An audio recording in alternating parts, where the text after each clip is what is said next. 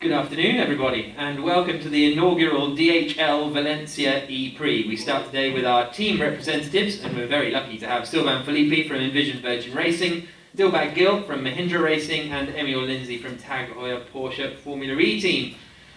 Sylvain, we'll start with you. Hello, welcome to Valencia. What do you think of the weather so far today? Loving the weather here. Yeah. You said that's all we're going to be talking about. Exactly. So, nice, sunny, warm. I'm happy. That's good. The races are coming really thick and fast now after sort of 2 events in a year, pretty much. How is that affecting the team's preparations? Yeah, it's been very busy. I'm not going to lie, but we knew it was coming, right? So it didn't catch us by surprise. But after a long period of non-racing, first we are really delighted and happy to be back racing. That's what we are here for. And also, the more racing, the better. So congratulations on FIO and FIA for putting up or organizing all these races close together. Operationally, it's a lot of work. 1 week in between races, when you have the team structures like we have in FE, is a lot of work for the team, a lot of hours put in. But it's all worth it because we're here and we deliver racing for the fans. So all good. Robin's been performing well this year, 3rd in the Drivers' Championship. What do you make of your season so far? Yeah, it's a good start. It's up and down, though. That's a problem, and that's always been an issue for us. I think for most people in Formula E, that's what, in a way, that's what makes the sport so good. But yeah, up and down. But on paper, look, yeah, we've been doing a good job in qualifying, and our race pace is also looking strong. But so does many of our competitors as well. So I think it's as close and competitive as ever in Formula E. So you have to really hook everything together to have a good result. You have to have the car setup really nailed. You have to have the drivers pretty confident and put it together. Yeah. So same as before, but even more competitive. So it's going to be an interesting season. Have you seen a change in Robin this year now that he's sort of the team leader, I suppose, with Nick being a rookie? I don't know. I think he's just he seems very comfortable and at ease with the car. As you know my team really well. There's no number 1 or number 2 driver. They get the exact same resource, and we share all the engineering, and it's all the same. Nick for sure is a very, very strong driver. He's a rookie in Formula E, but he's not a rookie in motorsport terms. So he's very strong. So they are sharing their feedback really well. I think it's just the combination driver-car, that sometimes clicks better. I don't want to speak too soon, it's a long season, been there before. So yeah, let's see how we go for the next few races. Okay, thank you. Well, best of luck for the weekend. Dilbagh, turning to you, welcome. Last time we were in Valencia, Mahindra were announced as the first manufacturer to sign up to Gen 3 for Season 9 of the championship. Although we're still over a year away from that, how much focus is going on that sort of next evolution for you guys? Well, there's a part of our team which is already focusing on Gen 3 because we have to start testing sometime next year. We're less than a year away from that. So yeah, there's a good amount of resource going towards it. You've got a bit of data now from FIA in terms of what the package is going to look like. It's looking really exciting. I think it's something which we're all looking forward to because there is a challenge to us as a manufacturer with some of the resources which we need to put into it. And I think it's going to be good fun going forward. Formula E has announced the full calendar for this season now, and Season 7 will have the most races of any Formula E season. How do you now prepare for that, sort of knowing that the season will end in August now?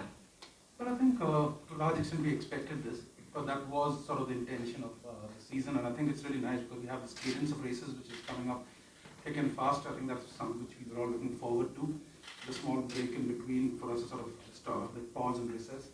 I think it's really exciting to sort of go to 4 continents where we are going right now and put races in some new venues, etc., and try to get fans coming in. So I'm really excited for the second half of the season because we're going to some iconic cities like New York, London, etc. I'm really looking forward to London.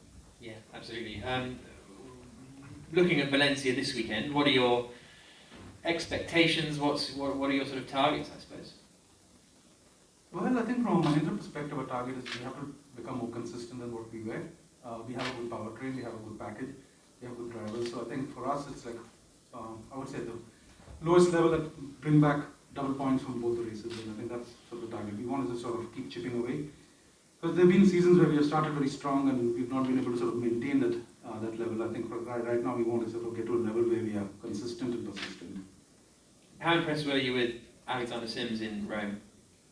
Well, I think that is something which we expected Sims to come with, and it took him a bit of time because his qualifying runs early in the season were not the strongest.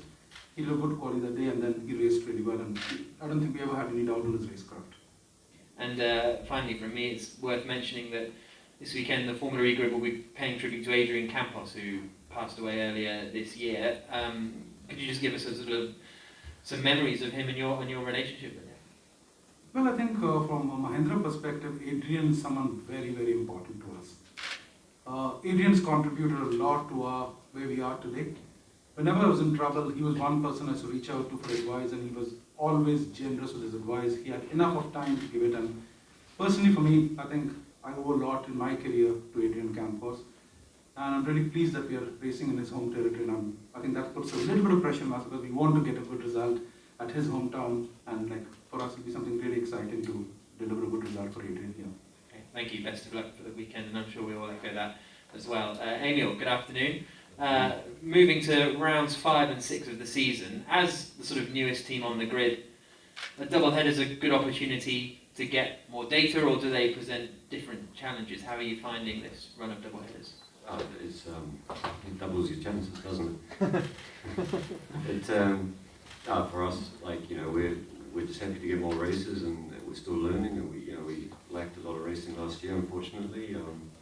So every race we do now, we're taking a lot with us, and hopefully carry that momentum going, and doubleheader exactly the same. You know, try and learn from day one to perform better the next day.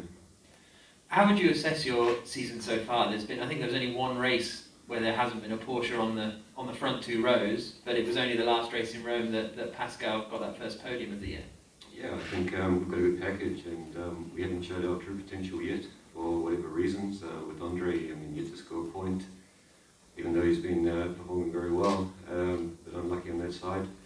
Pascal, on the other hand, he's the only driver to have scored a point in every race, and that's what the championship's about, being consistent and no matter where you start to put points on the board.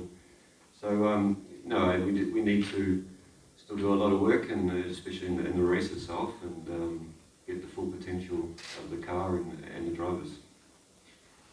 This is the second time this season we've visited Valencia. How different is it coming to race here rather than testing here? Because quite often it's said when at the pre-season test, you're not actually trying to go quick at this particular track.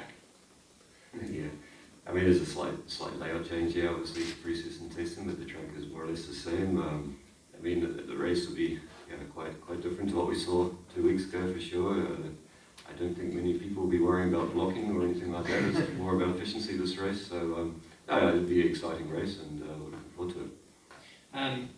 Finally, we mentioned earlier that Formula E has announced the remainder of the calendar, and a season finale in Berlin against Audi and BMW and Mercedes, hopefully maybe with fans in attendance. You must be looking forward to that. Yeah, absolutely. It's great to finally have the calendar, and like we say, it's a full calendar, and racing is what we need. It's healthy for us as a team, and the championship as well. And it's great now to have some consistency, you know, and not just be a little bit and then waiting for when there's the next one. Now we have a calendar and we work towards it, so it's good. It's good news. Great, thank you.